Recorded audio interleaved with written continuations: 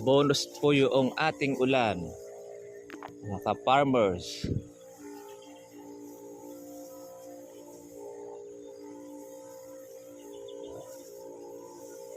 Ang kagandahan yan, pagka po buko na kalamansi natin mula sa pagkabulaklak, pwede na tayo mag-weekly ng ating sprayer. Hindi kagaya dati ng 2 beses sa isang linggo o pagitan ng 2 araw o 3 araw.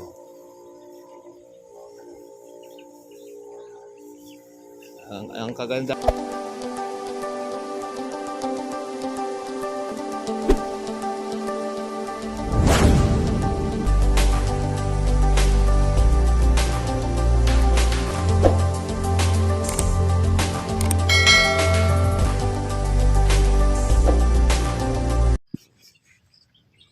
Good morning po mga katribya at welcome po sa aking YouTube channel. Kamusta na po kayong lahat? Ngayon po umaga ay back po ulit tayo sa ating pong pag-spray. At hindi po tayo natapos po kahapon. Follow up po natin po yung ating natira na mabibitin siya kapag hindi po natin mga ka-farmers tutuloy ang ating sprayer.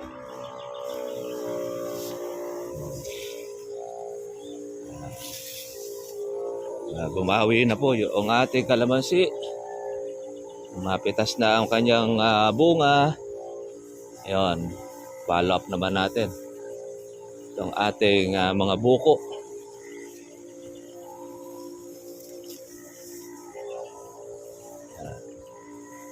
At hindi na po siya umulang kagabi. Saka madaling araw.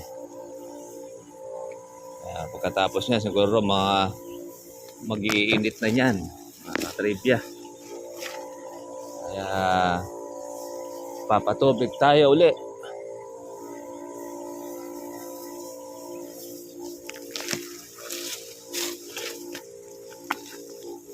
Bonus po yung ating ulan, mga ka-farmers.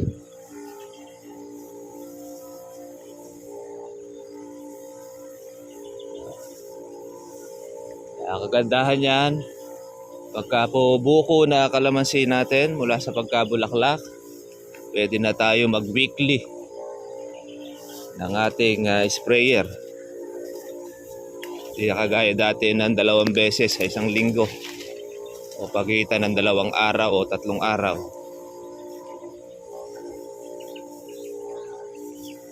Ang kagandahan po ng ulan ay nahugasan ng kalamansi.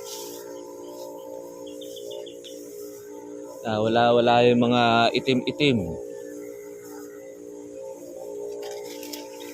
Bagay itim na yung mga farmers dahil doon sa may mangga. Nasira ang kanyang mga bulaklak ng mangga.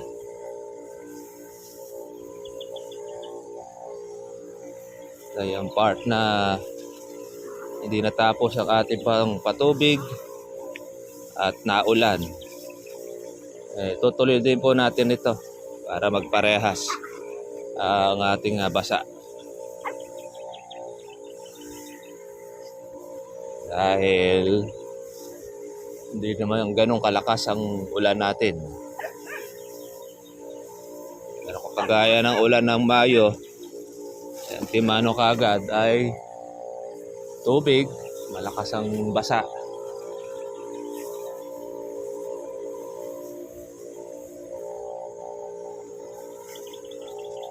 Mga gamunggo na po ang ating bulaklak. Yung size. Pagka lumaki na po ng gamais yan, makikita na natin kung magtutuloy siya o hindi. Pagka hindi pa po siya ganun kalaki, mahirap po nating may distinguish dahil maliliit pa. Pero merong iba, may iba na po yung size pagka yung gamunggo. Mas una siyang nagiging kopildong.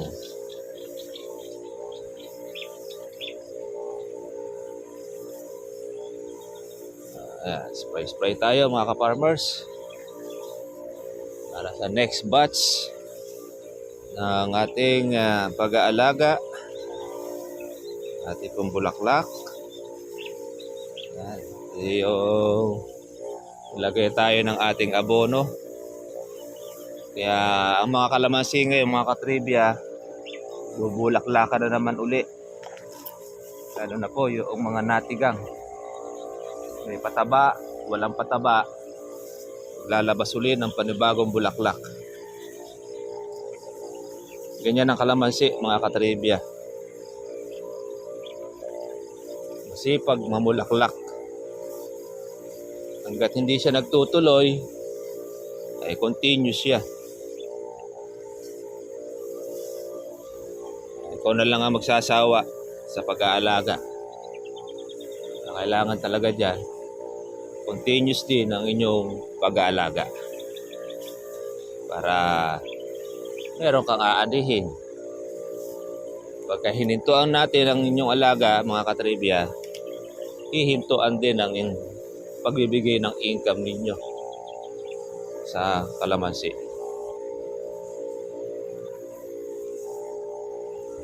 Gaya ng kapitbahay natin, hinintuan ang kanyang pag-spray dahil nasira ang kanyang mga bulaklak.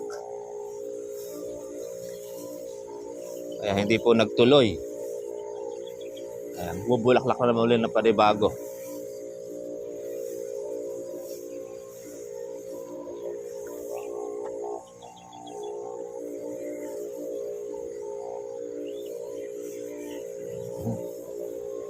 Ayan.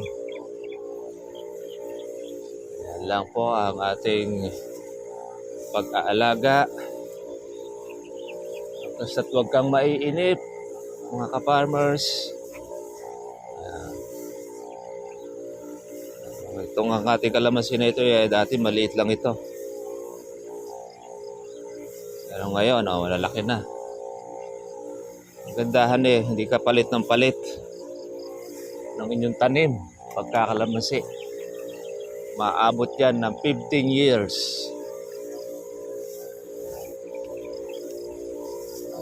Kuwan ka na lang. Alaga ka na lang ng alaga. Pero kung gulay ay tatanim po natin, ay sandali lang. Pagka-harvest mo, lalo na pagka mais, wala na.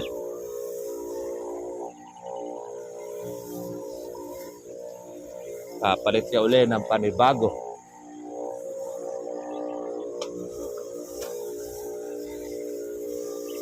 Marami pa naman tayong pang Marso, mga katribya. Kaya meron tayo pang maintenance pa na mapipitas sa ating kalamansi. Saktong-sakto yan to sa ating pag-aalaga. Kung papatubig, sila rin ang kanyang yung pag-i-spray natin sa gamot, makukuha na rin natin sa kanya. Hindi na manggagaling sa ating bulsa. Siyempre, meron na naman tayong panggulpi, yung ating bulaklak. Ngayon ay buko na. Ay sigurado at marami pong matitira niyan. Kasi inaalagaan natin.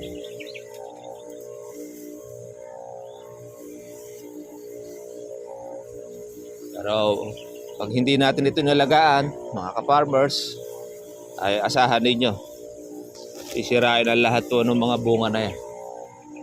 Ganyan ang kalamansi. Kaya minsan ini-spray mo na, nasisira pa. Okay, lalo na pagka hindi po natin inalagaan. Halos wala pong matitira. Kahit sa pang-maintenance ay hindi po makukuha pa sa inyong bunga. Kaya kalamansi, mga ka-farmers, hindi po paramihan ng puno. Dapat yan, pagalingan ng pag-aalaga. Para meron kang harvest. Kahit kaunti lang ang puno ninyo, kalahating hektarya, 500 puno, 300 puno. Kung maayos ang inyong alaga, aanit kayo. Pero kahit na ang kalamansian ninyo ay 3 hektarya, kung hindi naman ninyo aalagaan, hindi nyo gagastusan, baka sa maintenance po niya, patubig, ay hindi po kayo mabigyan ng bunga. Ganyan yan mga ka-farmers. Tsaga-tsaga lang. Yan, kagaya ng ginagawa natin ito.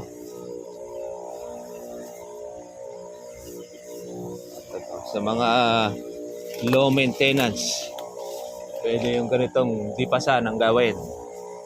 Mas malaki maititipid ninyo. Pero tapangan nyo na lang po ang inyong timpla para sulit ang inyong pag-aalaga.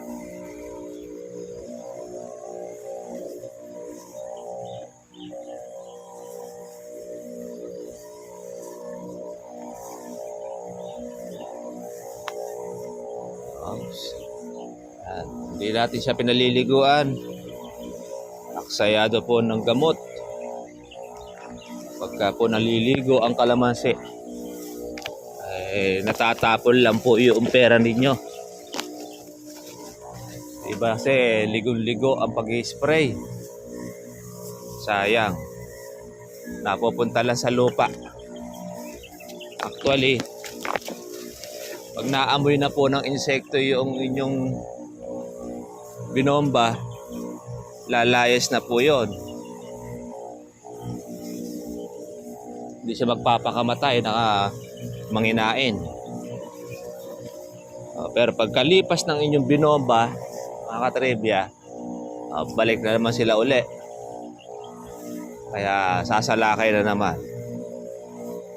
May lumulo sa tuloy na panibagong mga bulaklak, mga ka-farmers.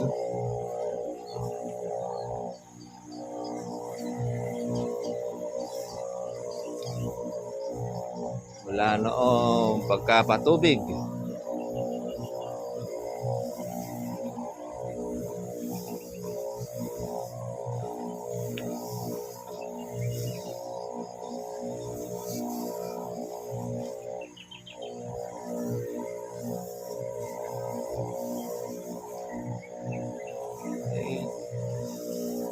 Spray. Ito yung nalililiman po noong ating paper tree. Pero meron naman po siya bulaklak.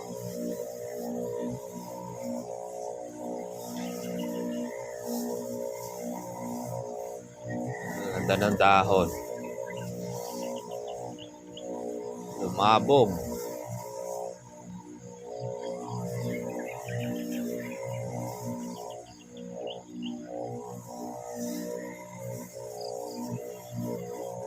Sumupang. May kasama pong mga bunga, bulaklak. Hindi natin alam kung magkano ang presyo noong buwan ng Mayo. Sana naman ay 1,000 pa rin. Para masulit ang ating alaga.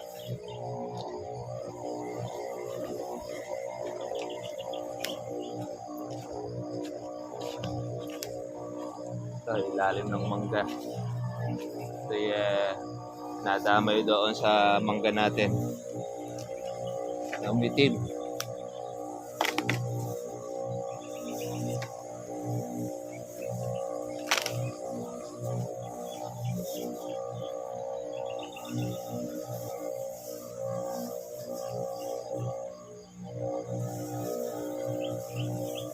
Mauusan naman po mga farmers po ang lagkitan.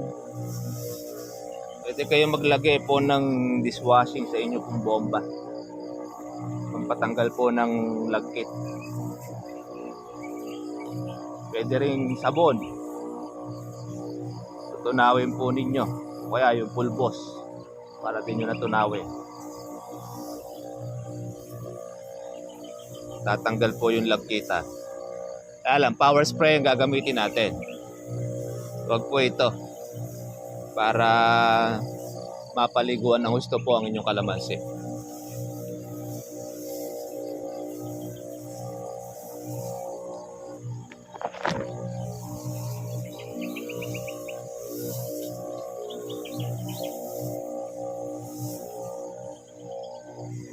Labong nito.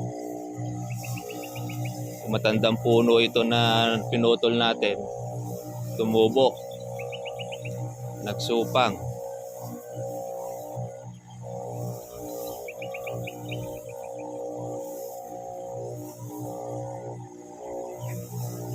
Ayan. Ubos ang bunga natin dito nung ating mapitas. Kaya sigurado kakaroon nito ng panibagong bulaklak, mga katribya. Ay, mga buko natin, no?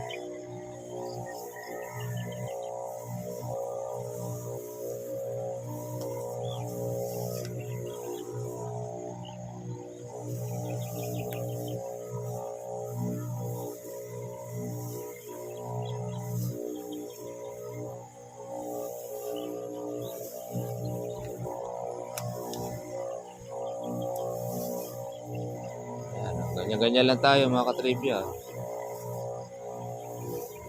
Meron tayo mga palakihin ang ating buwan ng Marso. Next batch tayo ang ating harvest.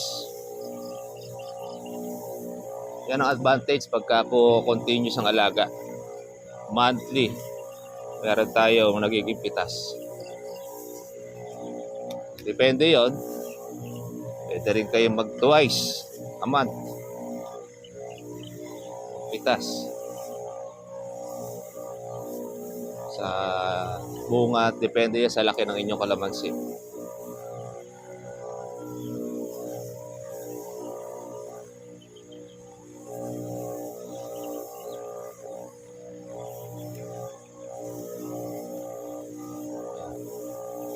Tapos na itong ating sprayer. Sakto.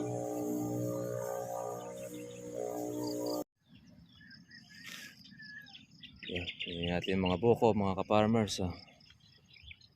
Ayan, maganda naman po ang bilog ng ating mga bunga.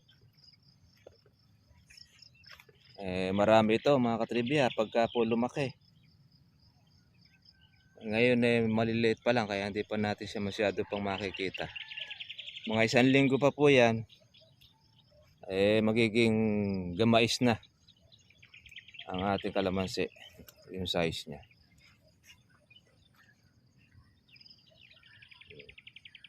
Ano nyo, yung mga insekto, hindi rin tumitigil po ng paninira yan. Once na yan ay mapatlangan ka ng ating pag-i-spray, asahan na po ninyo, sila naman po ang sasalisi. Ayan yung mga buko natin. Maganda po ang bilog niya. Ito. Yan. Size iba gamais, iba na po ay gamunggo. Paano po mga ka-farmers? At follow up na lang po tayo uli dito po sa ating pag-aalaga ng kalamansi. At ayun, medyo magtatagal po tayo ng ating pag-spray po ngayon dahil buko na po kalamansi natin. Para hindi po tayo ma-konsumo sa ating mga gamot na ginagamit. Ngayon ay tutok tayo sa ating pong patubig sa ating kalamansi. Okay mga katribya, sige po, God bless po sa inyo lahat. Kita na po tayo po bukas. Bye-bye.